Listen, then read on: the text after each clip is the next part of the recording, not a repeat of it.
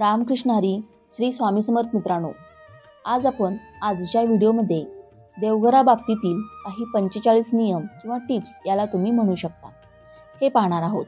पण व्हिडिओ सुरू करण्यापूर्वी मी आपणा सर्वांचे मनापासून आभार मानू इच्छिते, कारण आपण सर्वांनी देवांना अंघोळ घातलेल्या पाण्याचा उपाय या व्हिडिओला जो भरभरून प्रतिसाद दिला त्याबद्दल आपणा सर्वांचे मनापासून धन्यवाद. तसेच प्रेक्षक हो, आपणास कोणत्या प्रकारचे व्हिडिओ पाहण्यास जास्त आवडतात याबद्दल देखील कमेंट करून नक्की कळवा, म्हणजे तशा प्रकारचे व्हिडिओ आपणास जास्तीत जास्त आणता येतील.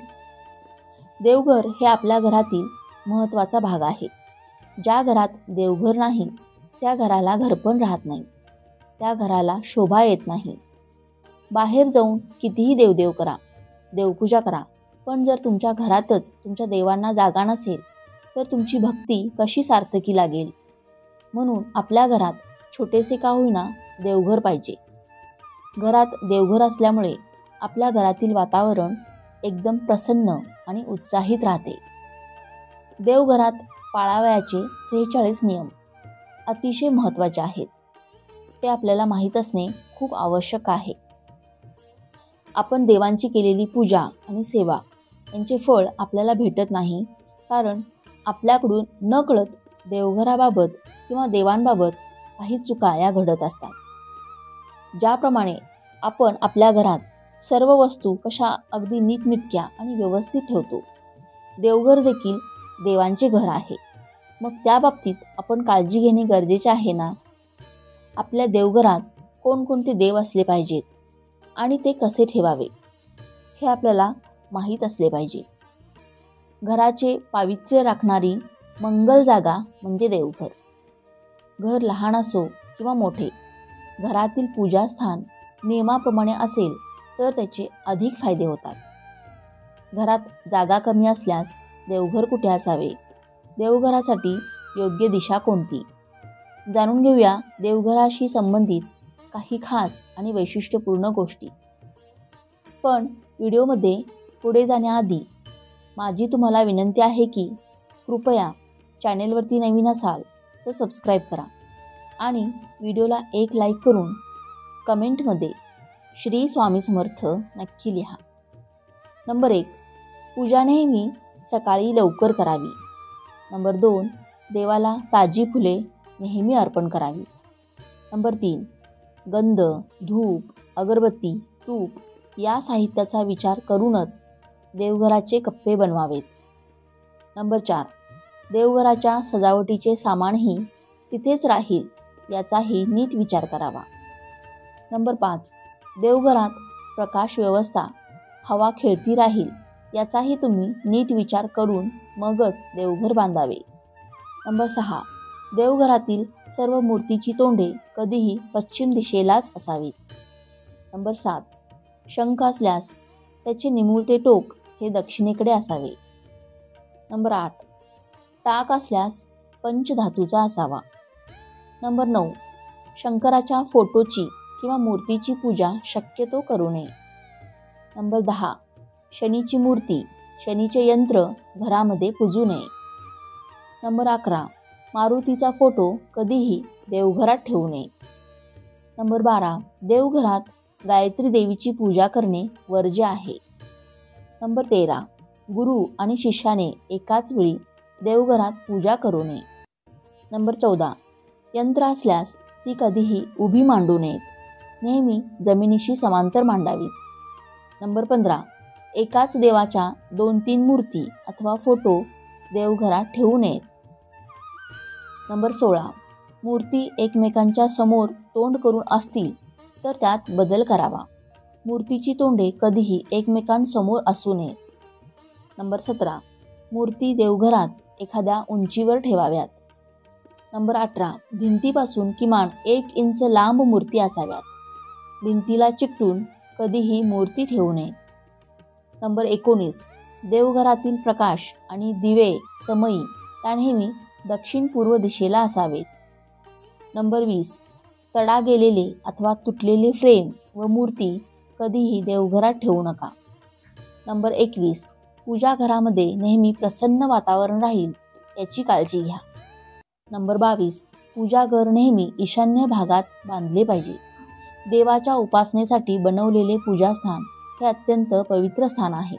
अशा परिस्थितीत स्वयंपाकघर किंवा शयनगृहात मंदिर किंवा पूजास्थळ बांधणे कधीही योग्य नाही. नंबर 23, शयनगृहात पूजेचे घर बांधण्याची खूप सक्ती असल्यास रात्री झोपताना मंदिराला पडद्यासह झाकून टाका. नंबर 24, पूजेचे घर कधीही शौचालय किंवा स्वयंपाकघराच्या पुढे बांधू नये. त्याचप्रमाणे उपासनाघर कोणत्याही शिडीखाली बांधले जात नाही. नंबर 25, देवघरात भिंतीला किंवा आपण जे लाकडी पाट वापरतो त्यांना लाल रंग किंवा केशरी रंग असावा. नंबर 26, देवघर नेहमी स्वच्छ आणि प्रसन्न ठेवायचे आहे. देवघरात धूळ साचता कामा नये. तसेच देवघरामध्ये धूप अगरबत्तीची राख साचता कामा नये. नंबर 27, आपल्या देवघरात कोणत्याही देवाची एकापेक्षा जास्त मूर्ती किंवा फोटो ठेवू नये.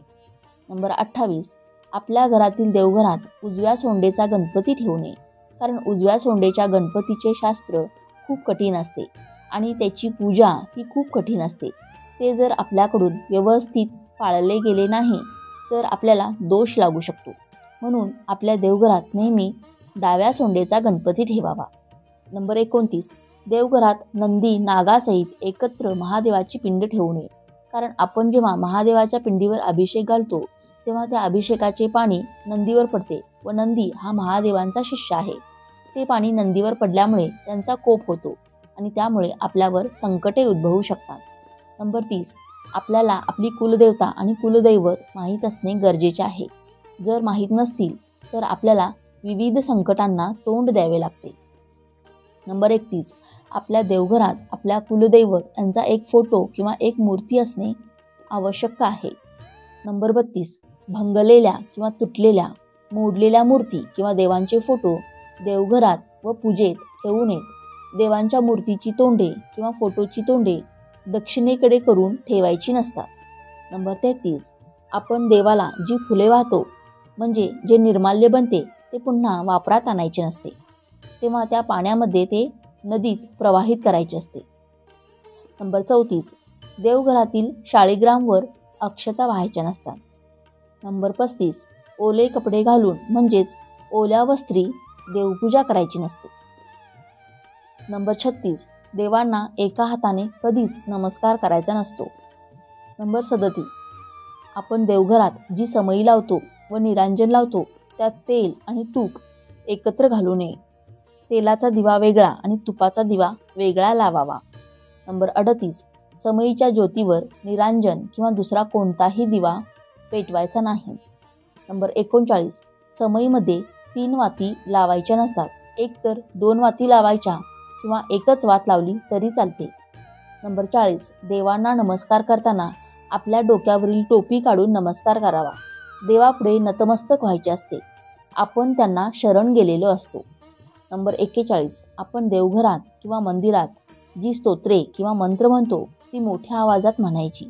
परंतु जप करताना देवाचे नामस्मरण करत असतो म्हणून ते शांततेत केलेले कधीही चांगलेच. नंबर 42, देवांना आपण जेव्हा गंध लावतो तो गंध करंगळी शेजारील बोटाने लावायचा आणि आपल्या पितरांना म्हणजेच पूर्वजांना अंगठ्या शेजारील बोटानेच गंध लावावा. स्वतःला मधल्या बोटाने गंध लावावा व इतरांना अंगठ्याने गंध लावावा. नंबर 43, देवघरात कधीही आपल्या पूर्वजांचे म्हणजेच पितरांचे फोटो ठेवू नयेत. नंबर 44, नैवेद्याच्या पानात किंवा ताटात मीठ वाढू नये. त्याचप्रमाणे कांदा, लसूण, लिंबू देखील वाढू नये. कारण हे सर्व पदार्थ तामसी आहेत. तामसी पदार्थ देवांना चालत नाहीत. नंबर 45, मारुती हा ब्रह्मचारी आहे त्यामुळे त्यांची मूर्ती देवघरात ठेवायची नसते. त्यांची मूर्ती जर देवघरात ठेवली तर घरातील 3ऱ्या पिढीचा वंश खंडित होण्याची शक्यता असते. म्हणून मारुतीची मूर्ती देवघरात ठेवू नये. नंबर 46, कोणी भेट म्हणून दिलेले देव किंवा देवांचे फोटो, सापडलेले देव तसेच बुडीत घराण्यातून आलेले देव आपल्या देवघरात ठेवू नये.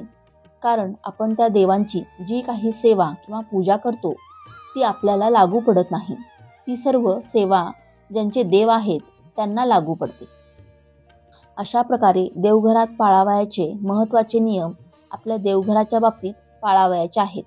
असे काही नियम पाळल्याने आपल्या देवघरात प्रसन्न वाटते आणि आपल्या घरात देखील शांतता राहते. आपल्या घरातील लोक नेहमी आनंदी राहतात. घरात नेहमी देवांचा आशीर्वाद असतो. आपल्या घरात देवांचा वास असतो. देव आपल्या घरात वावरत असतात. त्यामुळे त्यांचे घर आपण नेहमी सुंदर आणि सुशोभित ठेवले पाहिजे. हा माहितीपूर्ण व्हिडिओ तुम्हाला उपयुक्त वाटला असेल तर व्हिडिओला एक लाईक नक्की करा आणि चॅनेलला सबस्क्राईब करून आम्हाला प्रोत्साहित करा. तसेच हा व्हिडिओ संपूर्ण पाहिल्याबद्दल आपणा सर्वांचे मनापासून आभार. धन्यवाद. श्री स्वामी समर्थ. जय श्रीराम. जय श्री हनुमान. जय श्री कृष्ण. जय माता लक्ष्मी.